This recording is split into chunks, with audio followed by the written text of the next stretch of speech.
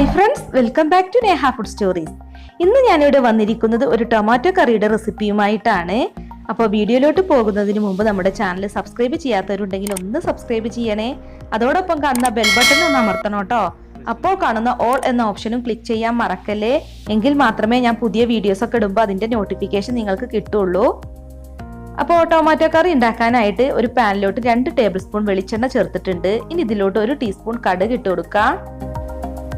1/4 teaspoon ഉഴുന്ന്, പിന്നെ കുറച്ച് കറിവേപ്പിൻ്റെ ഇല കൂടി ഇട്ട് കൊടുക്കാം. അപ്പൊ കടുക് പൊട്ടിയതിന് ശേഷം ഞാനിപ്പോൾ ഇതിലോട്ട് ഒരു 8-10 അല്ലി വെളുത്തുള്ളി എടുത്തിട്ടുണ്ട്. അപ്പൊ ചെറുതായിട്ട് കട്ട് ചെയ്യൊന്നും വേണ്ട, അങ്ങനെ തന്നെ ഇട്ടാൽ മതി കേട്ടോ. പിന്നെ ഒരു മീഡിയം വലിപ്പത്തിലുള്ള സവാള കൊത്തി അരിഞ്ഞെടുത്തിട്ടുണ്ട്. അതും കൂടി ഇട്ട് നന്നായിട്ടൊന്ന് വഴറ്റിയെടുക്കണം. അപ്പോൾ സവാള നന്നായിട്ട് സോഫ്റ്റ് ആയി വരണം കേട്ടോ. അപ്പോൾ തക്കാളി ഞാനിവിടെ 4 തക്കാളിയാണ് എടുത്തിട്ടുള്ളത്. അപ്പോൾ അതിലേക്കൊരു സവാളയാണ് കേട്ടോ വേണ്ടത്. അപ്പോൾ സവാള നന്നായി വാടിയിട്ടുണ്ട്. ഇനിയിപ്പോൾ നമുക്കിതിലേക്ക് പൊടികൾ ഇട്ട് കൊടുക്കാം. 1/4 ടീസ്പൂൺ മഞ്ഞൾപ്പൊടി, 2 ടേബിൾ സ്പൂൺ മുളക് പൊടി. ഇനി ഇത് നന്നായിട്ടൊന്ന് വഴറ്റിയെടുക്കുക. ഈ പൊടികളുടെയൊക്കെ പച്ചച്ചുവ മാറുന്നത് വരെ ഒന്ന് വഴറ്റിയെടുക്കണം കേട്ടോ.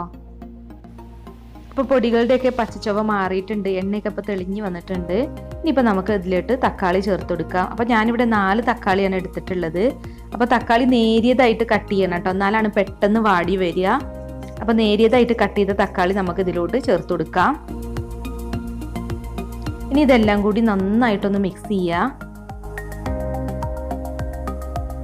ഇനിയിപ്പോൾ ഈ തക്കാളി നന്നായി വെന്തുടഞ്ഞ് വരണം കേട്ടോ. അപ്പോൾ അതുവരെ നമ്മളിത് വേവിച്ചെടുക്കണം. അപ്പോൾ ഇതിലോട്ട് കുറച്ച് ഉപ്പിട്ട് കൊടുക്കാം.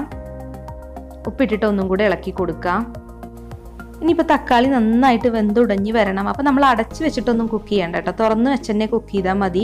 ഹൈ ഫ്ലെയിമിൽ ഇടരുത് കേട്ടോ. അപ്പോൾ അങ്ങനെ ആകുമ്പോൾ പെട്ടെന്ന് ഇത് അടി പിടിച്ച് കരിഞ്ഞു പോവും, തക്കാളി വെന്തുടഞ്ഞ് വരില്ല. ഒരു ലോ ടു മീഡിയം ഫ്ലെയിമിലിട്ട് കുക്ക് ചെയ്താൽ മതി. അപ്പോൾ തക്കാളിയൊക്കെ നന്നായി വെന്തുടഞ്ഞ് വന്നിട്ടുണ്ട്. ഞാനൊരു ലോ ഫ്ലെയിമിൽ ഇട്ടിട്ടാണ് കേട്ടോ അപ്പോൾ ഇത് വേവിച്ചെടുത്തത്. ഒരു 5 മിനിറ്റോളൊക്കെ ഒന്ന് മിക്സ് ചെയ്തപ്പോൾ തന്നെ തക്കാളി വാടി വന്നിട്ടുണ്ടായിരുന്നു. അപ്പോൾ തക്കാളി നേരിയതായിട്ട് തന്നെ കട്ട് ചെയ്തെടുക്കുക, എന്നാലാണ് പെട്ടെന്ന് വെന്തുടഞ്ഞ് വരിക.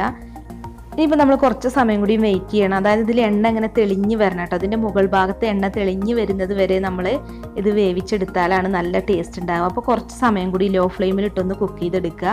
അപ്പോൾ എണ്ണയൊക്കെ തെളിഞ്ഞ് മുകളിലോട്ട് വരും. ഇപ്പോൾ എണ്ണയൊക്കെ നന്നായിട്ട് തെളിഞ്ഞിട്ടുണ്ട്. അപ്പോൾ ഇത്രയും മതി. അപ്പോൾ നമ്മുടെ ഈസി ആയിട്ട് ഉണ്ടാക്കാൻ പറ്റുന്ന തക്കാളി കറി ഇവിടെ റെഡി ആയിട്ടുണ്ട്. ചോറിൻ്റെയും ചപ്പാത്തിയുടെയും ഒക്കെ കൂടെ കഴിക്കാൻ പറ്റുന്ന നല്ല ടേസ്റ്റി ആയിട്ടുള്ളൊരു കറിയാണ് കേട്ടോ. അപ്പോൾ ഇന്നത്തെ വീഡിയോ എല്ലാവർക്കും ഇഷ്ടമായെന്ന് കരുതുന്നു. അപ്പോൾ നാളെ നല്ലൊരു വീഡിയോസുമായി നമുക്ക് വീണ്ടും കാണാം. താങ്ക്